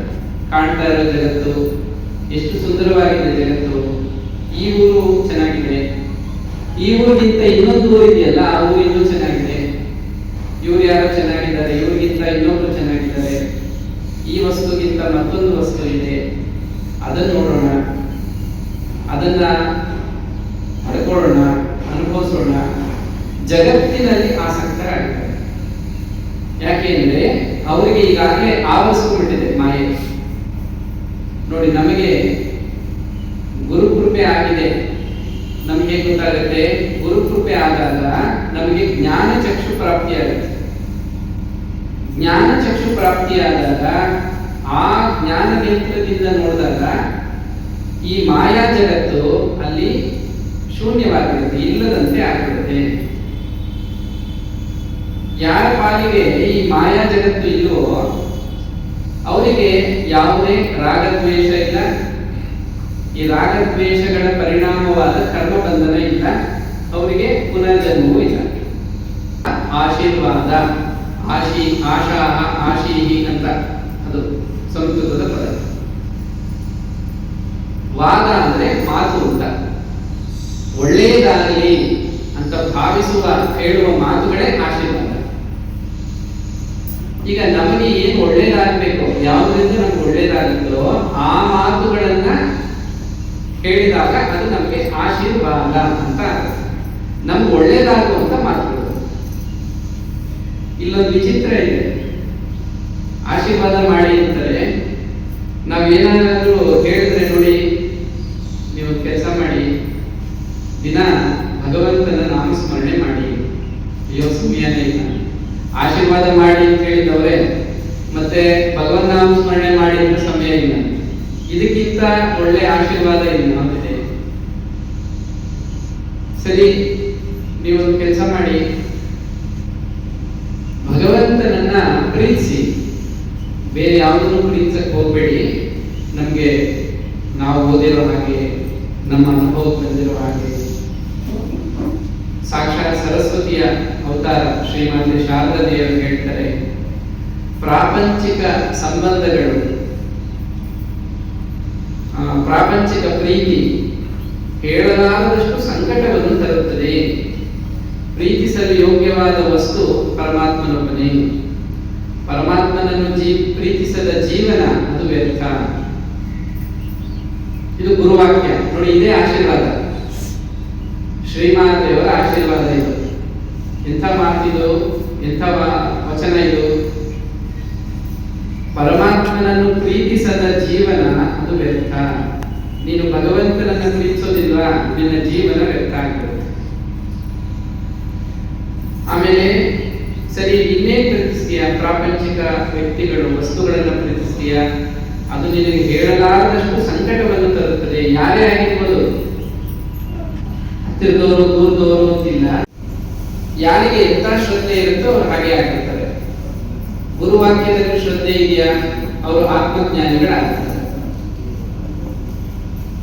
ಭಗವಂತ ಹೇಳಿದ ಹಾಗೆ ಭಗವಂತನಲ್ಲಿ ಮನಸ್ಸು ಬುದ್ಧಿಗಳನ್ನು ಸಮರ್ಪಣೆ ಮಾಡಿ ಭಗವಂತನನ್ನ ಭಜಿಸ್ತಾ ಇದ್ರೆ ಭಗವತ್ ಭಕ್ತರಾಗಿರ್ತಾರೆ. ಭಕ್ತರಾದ್ಮೇಲೆ ಮಾಡೋದೇನಿದೆ, ಏನೂ ಇಲ್ಲ. ನಮೇ ಭಕ್ತ ಪ್ರಣಶ್ಯತಿ, ನಮ್ಗೆ ಯಾವತ್ತೂ ನಾಶ ಇಲ್ಲ, ನಾವು ಉದ್ಧಾರ. ಸೊ ಈಗ ಗುರು ಪೂರ್ಣಿಮೆ, ಗುರು ಪೂಜೆ, ಗುರುವಿನ ಸ್ಮರಣೆ, ಗುರುವಿಗೆ ನಾವು ಸಲ್ಲಿಸಬೇಕಾಗಿರುವಂತ ಗೌರವ, ಇವೆಲ್ಲ ನಾವು ಗಮನದಲ್ಲಿ ಇಟ್ಕೊಂಡು ನಾವೇನ್ ಮಾಡ್ಬೇಕೀಗ? ನಾವು ಮಾಡ್ಬೇಕಾಗಿರೋದು ಇಷ್ಟೇ, ಶ್ರದ್ಧಾ. ನಾವು ಗುರುವಿನ ಮಾತನ್ನ ನಂಬಬೇಕು. ನಂಬಿಕೆ ಇರೋದು ಅಷ್ಟೊಂದು ಕಷ್ಟನಾ? ಇಲ್ಲೇ ಪ್ರಶ್ನೆ ಇರೋದು. ಅವರವರ ಶ್ರದ್ಧೆ. ಗುರುವಾಕ್ಯದಲ್ಲಿ ನಂಬಿಕೆ ಇಟ್ಟರೆ ಏನಾಗುತ್ತೆ? ಗುರುಗಳು ಹೇಳಿದಾಗೆ ಎಲ್ಲವೂ ಭಗವಂತನಾಗಿರುತ್ತೆ, ನಮ್ದು ಅಂತ ಏನು ಉಳಿಯಲಾಗುತ್ತೆ. ಹೀಗಾಗಿ ಹಿಂಜರಿತಾರೆ ಶ್ರದ್ಧೆ ಇರೋದು. ತನ್ನ ತನವನ್ನು ಉಳಿಸ್ಕೋಬೇಕು ಅನ್ನೋ ಇಚ್ಛೆ ಇದೆ. ತನ್ನತನ ಅಂದ್ರೆ ತನ್ನ ವ್ಯಕ್ತಿತ್ವ. ನಾನಿಂಥ ವ್ಯಕ್ತಿ, ನಾನೇನೋ ಮಾಡಿದ್ದೀನಿ, ನಾನೇನೋ ಮಾಡಬೇಕು ಅಂತ ಇದೆ, ಸಂಕಲ್ಪ ಇದೆ, ನಾನು ಮಾಡ್ತಾ ಇದ್ದೀನಿ. ಪರಮಾತ್ಮ ಹೇಳ್ತಾನೆ, ಪ್ರಕೃತಿ ಕ್ರಿಯಮಾಣಾನಿ ಗುಣೈ ಕರ್ಮಾಣಿ ಸರ್ವಶಃ ಅಹಂಕಾರ ವಿಮೂಢಾತ್ಮ ಕರ್ತ ಅಹಂ ಇತಿ ಮನ್ಯತೆ. ಪ್ರಕೃತಿ ಸಹಜವಾಗಿ ಎಲ್ಲವೂ ನಡೀತಾ ಇದೆ. ಪ್ರಕೃತಿ ಅಂದ್ರೆ ಪರಮಾತ್ಮನ ಮಾಯೆ ಎಲ್ಲವನ್ನು ಮಾಡ್ತಾ ಇದೆ. ಆದರೆ ಅಜ್ಞಾನದಲ್ಲಿ ಸಿಲುಕಿರುವಂತಹ ಮನುಷ್ಯ ಅವರನ್ನ ಅಹಂಕಾರಿ ಅಂತ ಕರೀತಾರೆ. ಅಹಂಕಾರ ವಿಮೂಢಾತ್ಮ. ಕರ್ತ ಅಹಂ ಇತಿ ಮನ್ಯತೆ. ನಾನ್ ಮಾಡಿದೆ. ನಿಮ್ಗೆ ನೀವು ಕೇಳಿರ್ತೀರ, ಬಸವಣ್ಣ ಅವರದೊಂದು ವಚನ ಇದೆ, ಮಾಡಿದೆನೆಂಬುದು ಮನದಲ್ಲಿ ಹೊಳೆದರೆ, ನೀಡಿದೆನೆಂಬುದು ನಿಜದಲ್ಲಿ ತಿಳಿದರೆ, ಏಡಿಸಿ ಕಾಡಿತ್ತು ಶಿವನ ಡಂಗುರ. ಮಾಡಿದೆನೆನ್ನದಿರ ಲಿಂಗಕ್ಕೆ, ನೀಡಿದೆನೆನ್ನದಿರ ಜಂಗಲಕ್ಕೆ, ಮಾಡುವ ನೀಡುವ ನಿಜ ಗುಣವುಳ್ಳವರ ಕೂಡಿಕೊಂಡಿರುವ ನಮ್ಮ ಕೂಡಲ ಸಂಗಮ ದೇವ. ಹೀಗೆ ನಾವು ಭಗವಂತನ ಮಾತಲ್ಲಿ ನಂಬಿಕೆ ಇಟ್ಟಾಗ ಏನಾಗುತ್ತೆ, ಪರಮಾತ್ಮ ಹೇಳ್ತಾನೆ, ನೀವು ಯಾರು ಏನು ಮಾಡ್ತಾ ಇಲ್ಲ, ಇಲ್ಲಿ ಏನೆಲ್ಲ ನಡೀತಾ ಇದೆಯೋ ಇವೆಲ್ಲ ನನ್ನ ಮಾಯೆ ಮಾಡ್ತಾ ಇದೆ. ಗುರುವಿನ ಮಾತನ್ನ ನಾವು ಅರಿತುಕೊಂಡು ಹಾಗೆ ನಡ್ಕೋಬೇಕು. ಹೇಳಿದ ಮಾತು ಕೇಳೋದು ಅಂತ ಹೇಳ್ತಾರೆ. ಗುರು ಹೇಳಿದಂತೆ ಕೇಳಬೇಕಷ್ಟೆ. ಗುರುಗಳು ಏನ್ ಹೇಳ್ತಾ ಇದ್ದಾರೆ, ಜಗದ್ಗುರು ಭಗವಂತ ಹೇಳೋದೆ, ಮಹಾತ್ಮರೆಲ್ಲರೂ ಹೇಳೋದು. ಭಗವಂತನ ಮಾತುಗಳಿಗೆ ಭಾಷ್ಯವನ್ನ ಬರೆದ್ರು, ಶಂಕರಾಚಾರ್ಯರಾಗಲಿ ಇನ್ನೊಬ್ರು ಮತ್ತೊಬ್ರು ಮಹಾತ್ಮರೆಲ್ಲ ಅವರು ಭಾಷ್ಯ ಬರೆದು ವಿವರಿಸಿ ಹೇಳಿದ್ರು. ಸೊ ಎಲ್ಲಿಗೆ ಹೋದ್ರು ವಿಚಾರ ಒಂದೇ, ಏನು ಅಂದ್ರೆ ಇಲ್ಲಿ ಎಲ್ಲವೂ ಭಗವಂತನಿಗೆ ಸೇರಿದ್ದು, ನಮ್ಮದು ಅಂತ ಏನೂ ಇಲ್ಲ. ಇದನ್ನು ಒಪ್ಕೋಬೇಕು. ಇಲ್ಲ ಇದನ್ನ ನಾವು ಒಪ್ಕೊಳ್ಳೋದಿಲ್ಲ, ನಮ್ಗೆ ಗುರು ಕೃಪೆ ಆಗ್ಬೇಕು, ಗುರುಗಳ ಆಶೀರ್ವಾದ ಮಾಡಿ ಮತ್ತೆ ಶುರು ಆಗುತ್ತೆ. ಸಮಸ್ಯೆಗಳು ಅಥವಾ ದುಃಖ ನಿವಾರಣೆ ಆಗೋದೇ ಇಲ್ಲ. ನನಗೆ ವೈಯಕ್ತಿಕವಾದೊಂದು ಪ್ರಶ್ನೆ, ಯಾಕೆ ಇಷ್ಟು ಸರಿ ಹೇಳಿದ್ರು ಇವ್ರು ನಂಬೋದಿಲ್ವಲ್ಲ ಯಾಕೆ ಅಂತ ನಮ್ಗೆ ಗೊತ್ತಾಗ್ತಾ ಇದೆ. ಒಂದು ಅನುಭವ ಹೇಳ್ತೀನಿ. ಈಗ ಕೃಷ್ಣದಾಸ್ ಅವರ ಅನುಭವ ಹೇಳಿದ್ರಲ್ಲ, ನನಗೊಂದು ಆದೊಂದು ಅನುಭವ ಹೇಳ್ತೀನಿ. 2000 ಇಸ್ವಿ, 2001 ಅಂತ ಕಾಣುತ್ತೆ. 2001ರಲ್ಲಿ ಬೆಂಗಳೂರಲ್ಲಿ ಇದ್ದಿದ್ದು ಬಸವನಗುಡಿ. ಆಗಿನ ರಾಮಕೃಷ್ಣ ಮಠ ಸೇರಿರಲಿಲ್ಲ. ಒಬ್ರು ವಯೋವೃದ್ಧರು ಸಜ್ಜನರು ಪರಿಚಯ ಆಯಿತು. ಅವರು ಅಲ್ಲಿ ರಾಮ ಮಂದಿರ, ತ್ಯಾಗರಾಜನಗರ ರಾಮ ಮಂದಿರಕ್ಕೆ ಪ್ರವಚನ ಕೇಳಕ್ಕೆ ಹೋಗ್ತಾ ಇದ್ರು. ನಾನು ಅವ್ರ ಜೊತೆಗೆ ಹೋಗ್ತಾ ಇದ್ದೆ. ಆಗ ಪ್ರವಚನಕಾರರು ರಾಘವೇಂದ್ರ ಸ್ವಾಮಿಗಳ ಜೀವನ ಚರಿತ್ರೆ ಪ್ರವಚನ ಮಾಡ್ತಾ ಇದ್ರು. ಪ್ರಭಂಜನಾಚಾರ್ಯರು ಅಂತ ಅವರ ಹೆಸರು. ಅವರು ಹೇಳಿದ್ರು, ರಾಘವೇಂದ್ರ ಸ್ವಾಮಿಗಳ ಜೀವನದಲ್ಲಿ ಎಷ್ಟು ಬಡತನ, ಎಷ್ಟು ಕಷ್ಟ ಬಂತು, ಆದ್ರೆ ಅವರು ಸದಾ ಭಗವತ್ ಸ್ಮರಣೆ ಮಾಡ್ತಾ ಇದ್ರು. ಭಗವದ್ಗೀತೆಯಲ್ಲಿ ಹೇಳೋ ಹಾಗೆ ಅನನ್ಯಾಶ್ಚಿಂತೆಯಂತೋ ಮಾಂ ಯೇ ಜನಾ ಪರಿಪಾಸತೆ ತೇಷಾಂ ನಿತ್ಯಾಭಿಯುಕ್ತಾನಾಂ ಯೋಗಕ್ಷೇಮಂ ವಹಾಮ್ಯಹಂ. ಹಾಗೆ ಸದಾ ಭಗವಂತನ ಸ್ಮರಣೆ ಮಾಡ್ತಾ ಇರೋದ್ರಿಂದ ಅವರೆಲ್ಲ ಯೋಗಕ್ಷೇಮವನ್ನ, ಅವರ ಕುಟುಂಬದ ಯೋಗಕ್ಷೇಮವನ್ನ ಪರಮಾತ್ಮನೇ ವಹಿಸಿಕೊಂಡು ನಡೆಸ್ತಾ ಇದ್ದ. ಸರಿ, ಪ್ರವಚನ ಮುಗಿತು. ನನಗೆ ಅನಿಸ್ತು, ಭಗವಂತ ಹೇಳಿದ್ ಬಹಳ ಸುಲಭ ನೋಡಿ. ಈಗ ಆಗಿನ ಎಜುಕೇಶನ್ ಆಗಿನ ಕಂಪ್ಲೀಟ್ ಆಗಿದೆ. ಇಂಟರ್ವ್ಯೂ ಹೋಗ್ಬೇಕು, ಕೆಲಸ ಹುಡುಕ್ಬೇಕು, ಏನೋ ಮಾಡ್ಬೇಕು, ಎಲ್ಲ ಏನೇನೋ ಇದೆ ದೊಡ್ಡದೊಂದು. ಆದ್ರೆ ಇದು ಎಷ್ಟು ಸುಲಭ ಅಲ್ಲ ಜೀವನ. ಭಗವಂತ ಹೇಳಿದ್ದಾನೆ, ಸದಾ ನನ್ನ ಸ್ಮರಣೆ ಮಾಡ್ತಾ ಇದ್ದೆ, ಸಾಕು, ನಿನ್ ಯೋಗಕ್ಷೇಮ ಎಲ್ಲ ನಾನು ನೋಡ್ಕೊಳ್ತೀನಿ. ನಮ್ಗನ್ನಿಸ್ತು, ಇಷ್ಟು ಸುಲಭ ಆಗಿರುವ ಜೀವನ ನಾವ್ಯಾಕೆ ಕಷ್ಟಪಡ್ಬೇಕು. ಭಗವಂತನ ಸ್ಮರಣೆ ಮಾಡ್ತಾ ಇದ್ರು. ಯಾವ ಭಗವಂತನ ಬಗ್ಗೆ ಓದೋದು, ಭಗವಂತನ ಈ ದಾಸರ ಪದಗಳು, ಅವರ ಕೀರ್ತನೆ ಕೇಳೋದು, ಪ್ರವಚನ ಕೇಳೋದು, ಧ್ಯಾನ ಮಾಡೋದು, ಜಪ ಮಾಡೋದು, ಇಷ್ಟು ಮಾಡ್ಕೊಂಡು ಇದ್ಬಿಟ್ರೆ ನಮ್ಮ ಯೋಗಕ್ಷೇಮ ಎಲ್ಲ ಭಗವಂತ ನೋಡ್ಕೊಳ್ತಾನೆ. ನಾವೇ ಕಷ್ಟಪಡ್ಬೇಕು. ನಿರ್ಧಾರ ತಗೊಂಡ್ವಿ, ಈ ಅಧ್ಯಾತ್ಮ ಜೀವನಕ್ಕೆ ಬಂದ್ವಿ. ಇಷ್ಟೇ. ಅದು ಯಾವ ಸಂದರ್ಭದಲ್ಲಿ ಕೇಳಿದ್ದು, ಆಮೇಲೆ ನಮ್ಗೆ ಅನ್ಸುತ್ತೆ, ಇದನ್ನ ಎಷ್ಟು ಜನ ಕೇಳ್ತಾ ಇರ್ತಾರಲ್ಲ, ಅವ್ರಿಗೆ ಒಂದೇ ಸರಿ ಕೇಳಿರ್ತಾರ ಪ್ರವಚನ, ಒಂದೇ ಸರಿ ಓದಿರ್ತಾರ ಭಗವದ್ಗೀತೆ ಶ್ಲೋಕಗಳು. ಇಲ್ಲ, ಯಾಕೆ ನಂಬೋದಿಲ್ಲ ಅಂತಾನೆ ಪ್ರಶ್ನೆ. ಈಗ ನಾನು ನಂಬುದೇ, ನನಗೇನಾಯ್ತು, ಏನ್ ನಷ್ಟ ಆಯ್ತು? ಏನು ಇಲ್ಲ. ಕಷ್ಟಗಳೆಲ್ಲ ಕಳ್ಬೇಕು. ನಷ್ಟ ಏನಿಲ್ಲ, ಬರೀ ಲಾಭವೇ. ಭಗವಂತನ ಮಾತನ್ನ ನಂಬಿದ್ದಕ್ಕೆ ನನಗಾದದ್ದೆಲ್ಲ ಬರೀ ಲಾಭವೇ. ನಿಮಗೇನಾಯ್ತಪ್ಪ? ಲಾಭ ತಾನೇ ಆಗಿತ್ತು. ಅವಾಗಲೇ ಹೇಳಿದ್ರಲ್ಲ, ಮಾಡ್ಕೊಂಡ್ಬಿಟ್ವಿ, ಕಳ್ಕೊಂಡ್ಬಿಟ್ವಿ ಅಂತ. ಕಳ್ಕೊಂಡಿದ್ದಲ್ಲ, ಅದು ಪಡ್ಕೊಂಡಿತ್ತು. ನಶ್ವರವಾದದ್ದನ್ನ ಕಳ್ಕೊಂಡ್ರಿ, ಶಾಶ್ವತವಾದದ್ದನ್ನ ಪಡ್ಕೊಂಡ್ರಿ. ಅದನ್ನೇ ಮಾಡ್ಬೇಕಾಗಿರೋದು ನಾವು. ಈ ನಶ್ವರವಾದದ್ದನ್ನು ಹಿಡ್ಕೊಂಡಿರೋರಿಗೆ ಶಾಶ್ವತವಾದದ್ದು ಸಿಗಲ್ಲ. ಗುರುಗಳು ಹೇಳ್ತಾರೆ, ನಶ್ವರವಾದದ್ದನ್ನು ಬಿಟ್ಬಿಡಿ, ಅದು ನಿಮಗೆ ಕೇವಲ ದುಃಖವನ್ನೇ ತರುತ್ತೆ, ಇನ್ನೇನೂ ಕೊಡಲ್ಲ. ನೀವು ಮಾಯೆನ ಎಷ್ಟು ಗಟ್ಟಿಯಾಗಿ ಇಟ್ಕೊತೀರೋ ಮಾಯೆ ಅಷ್ಟೇ ಬಲವಾದ ಪೆಟ್ಟು ಕೊಡುತ್ತೆ. ಪೆಟ್ಟು ಅಂದ್ರೆ ಗೊತ್ತಲ್ಲ, ದುಃಖ. ಅದಕ್ಕೆ ಗುರುಗಳ ಕೃಪೆ ಆದಾಗ, ಗುರುಗಳ ಸೇವೆ ಮಾಡಿ, ಗುರುಗಳ ಮಾತಲ್ಲಿ ಶ್ರದ್ಧೆ ಇಟ್ಟು ಅದರಂತೆ ನಡ್ಕೊಳ್ಳೋರಿಗೆ ಜೀವನದಲ್ಲಿ ಪೆಟ್ಟುಗಳು ಬೀಳಲ್ಲ. ಹಾಗೆ ಪೆಟ್ಟು ಬಿತ್ತು ಅಂದ್ರೆ ಇವರೇನೋ ತಪ್ಪು ಮಾಡಿದ್ರೆ ಮಾತ್ರ ಪೆಟ್ಟು ಕೊಡ್ತಾರೆ, ಸುಮ್ಮನೆ ಪೆಟ್ಟು ಬೀಳಲ್ಲ. ಹೇಳಿದ್ದನ್ನು ಅರ್ಥ ಮಾಡ್ಕೊಂಡು ಹಾಗೆ ನಡ್ಕೊಳ್ತಾ ಇರಿ, ಪೆಟ್ಟು ಬೀಳಲ್ಲ, ದುಃಖ ಬರೋದೇ ಇಲ್ಲ. ಯಾರಿಗೆ ದುಃಖ ಬೇಕಾಗಿದೆ? ಯಾರಿಗೂ ಬೇಕಾಗಿಲ್ಲ. ಆದ್ರೆ ಹಿಡ್ಕೊಂಡಿರೋದು ಮಾತ್ರ ಮಾಯೇನ. ನಮ್ಗೆ ಒಳ್ಳೇದಾಗ್ಬೇಕು, ಕಷ್ಟ ಬರಬಾರ್ದು, ದುಃಖ ಬರಬಾರ್ದು. ಗಟ್ಟಿಯಾಗಿ ಮಾಯೆ ಹಿಡ್ಕೊಂಡು ಮಾಯೆಯಲ್ಲಿ ಆಸಕ್ತರಾಗಿ ನಿಮ್ಗೆ ದುಃಖ ಬರಬಾರ್ದು ಅಂದ್ರೆ ಆಗುತ್ತಾ? ಬರೋದೇ ದುಃಖ, ಬರೋದೇ ಭಯ, ಚಿಂತೆ, ಕೊನೆಗೊಂದಿನ ಮೃತ್ಯು. ಗುರುಗಳ ಮಾತನ್ನ ಕೇಳಿ, ಗುರುಗಳು ಯಾರು ಅಂದ್ರೆ ಎಷ್ಟೋ ಹೇಳ್ತಾರೆ, ಎಷ್ಟೋ ತಾಯಂದ್ರ ಹೃದಯವನ್ನ ನಾವು ಒಂದು ಕಡೆ ಇಟ್ರೆ ಗುರುವಿನ ಪ್ರೀತಿಗೆ ಅದು ಸಮಾನವಾಗಲ್ಲ. ತಾಯಿ ಪ್ರೀತಿ ಬಹಳ ದೊಡ್ಡದು ಅಂತ ಹೇಳ್ತಾರಲ್ಲ, ಅಂತಹ ಸಾವಿರಾರು ತಾಯಿಯ ಪ್ರೀತಿಯನ್ನು ಒಂದು ಕಡೆ ಇಟ್ಟು ಗುರುವಿನ ಪ್ರೀತಿಗೆ ಅದು ಸಮಾನ ಆಗಲ್ಲ. ಯಾಕಂದ್ರೆ ಗುರು ಭಯದಿಂದ ಪಾರಾಗ್ತೀಯ. ಹೀಗಾಗಿ ಮೊದಲು ನಾವು ಗಮನಿಸಿದ್ದು ತಮಸೋಮ ಜ್ಯೋತಿರ್ಗಮಯ. ಹೀಗೆ ಈ ಮೋಹ ಅನ್ನುವ ಕತ್ತಲಿನಿಂದ ನಮ್ಮನ್ನು ಕರ್ಕೊಂಡು ಹೋಗೋದು ಬೆಳಕಿನ ಕಡೆ ಗುರು. ಮೃತ್ಯುವನ್ನು ಭಯದಿಂದ ಪಾರಾಗಿ ಅಮೃತತ್ವ ಅನ್ನುವಂಥ ನಿರ್ಭಯತೆಯನ್ನ ನೀಡುವುದು ಕೂಡ ಗುರು.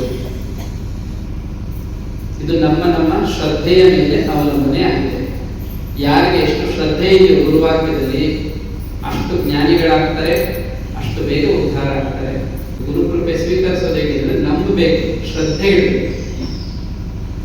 ಇಂತಹ ಶ್ರದ್ಧೆ ನಮ್ಮಲ್ಲಿ ಉಂಟಾಗಿ ಗುರುವಾಕ್ಯದಲ್ಲಿ ಶ್ರದ್ಧೆ ಸದಾ ನಮಗಿರಲಿ, ಆ ಶ್ರದ್ಧೆ ಇನ್ನೂ ಹೆಚ್ಚಾಗಲಿ ಅಂತ ಹಾರೈಸ್ತಾ ಈ ಮಾತುಗಳನ್ನ ಪರಮಾತ್ಮನ ಪಾದತತ್ವಗಳಿಗೆ